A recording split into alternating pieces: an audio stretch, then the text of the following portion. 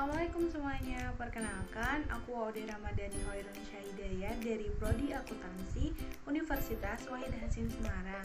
Di sini aku mau memberi edukasi mengenai investasi saham, yaitu belajar saham sejak dini agar terhindar dari investasi bodong. Apa sih pendapat kalian ketika pertama kali kalian dengar investasi itu? Mungkin diantara kalian akan berpikir investasi itu bodong, terus modal yang dibutuhkan tuh besar, terus timbal balik yang diperoleh dari penanaman modal itu nggak sebanding dengan modal yang dikeluarkan. Mungkin beberapa dari kalian berpikir seperti itu. Sebenarnya investasi sendiri menurut KBBI adalah penanaman modal atau uang dalam suatu perusahaan untuk memperoleh keuntungan.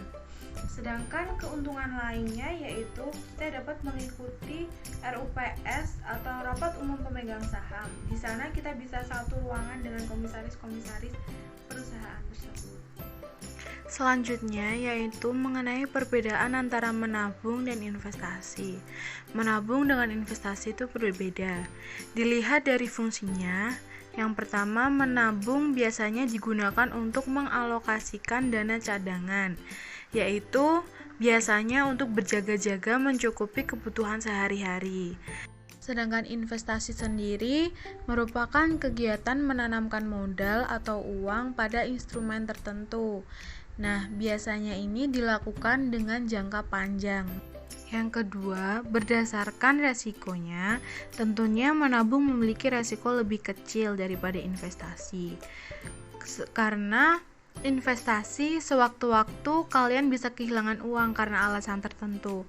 Nah, untuk itu kalian tidak boleh sembarangan berinvestasi. Berinvestasi harus di tempat yang terpercaya. Yang ketiga yaitu dalam bentuk dan jenis produknya. Menabung itu umumnya yang digunakan adalah uang. Uang tersebut disimpan di bank atau koperasi dalam bentuk tabungan atau deposito.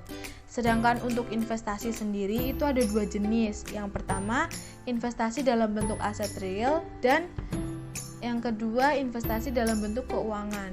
Contoh dari bentuk aset real yaitu kayak emas atau barang-barang properti lainnya. Sedangkan untuk contoh dari bentuk keuangan itu berupa instrumen pasar modal, misal kayak obligasi, saham, atau reksadana. Untuk pembeda yang keempat yaitu dari segi akses, di mana dengan menabung kita bisa mengakses atau mendapatkan uang kita dimanapun, kapanpun jika kita membutuhkan. Sedangkan untuk investasi kita tidak bisa mengambil sewaktu-waktu, karena dalam investasi itu ada jangka waktu periode pengambilan uang. Yang terakhir yaitu dilihat dari kelemahannya. Dalam menabung, uang yang disimpan dalam tabungan itu tidak dapat tumbuh secara signifikan. Ada sih keuntungannya, tapi tidak terlalu besar. Sedangkan dari investasi, memang kelebihan dan kekurangannya itu diperlukan dari kecakapan dan keterampilan kita dalam melihat situasi pasar. Slide selanjutnya yaitu tentang cara investasi saham yang benar. Yang pertama, pilih perusahaan sekuritas yang tepat dan terjamin. Karena pemilihan sekuritas ini sangat penting untuk mengetahui apa saja kelebihan dan kekurangan perusahaan sekuritas yang kita inginkan. Yang kedua yaitu memahami indeks saham. Tujuan dari indeks saham sendiri yaitu untuk mengukur sentimen pasar, menjadi benchmark bagi portofolio aktif, sebagai proksi untuk kelas aset pada alokasi aset, dan masih banyak lagi. Yang ketiga yaitu kenali perusahaan dan produknya. Kenapa sih kita harus mengenali? Ya, masa kita yang punya perusahaan tapi kita tidak tahu apa yang perusahaan kita produksi? Dengan kita tahu perusahaan kita ini bagaimana, kita tuh bisa tahu atau bisa mengukur kira-kira kedepannya perusahaan ini tuh bagaimana. Yang keempat, memulai memperhatikan kondisi ekonomi dan politik. Kenapa? Karena berita-berita yang muncul juga sangat mempengaruhi naik turunnya saham. Yang kelima, membeli saham dengan prospek perusahaan yang bagus, yaitu seperti saham-saham kategori blue chip. Kenapa? Karena satu jenis perusahaan blue chip ini itu relatif tahan goncangan. Jadi lebih cocok untuk orang-orang yang sedang belajar investasi. Yang keenam, gunakan analisis saat membeli saham, baik itu analisis teknikal maupun analisis fundamental, karena untuk mengantisipasi kerugian yang mungkin akan terjadi. Yang ketujuh yaitu jangan mudah menyerah, karena kunci dari keberhasilan investasi saham sendiri yaitu konsisten dan kesabaran. Selalu optimis, pantang menyerah, dan tidak takut dalam mengambil resiko. Slide selanjutnya yaitu mengenai cara membuka rekening saham.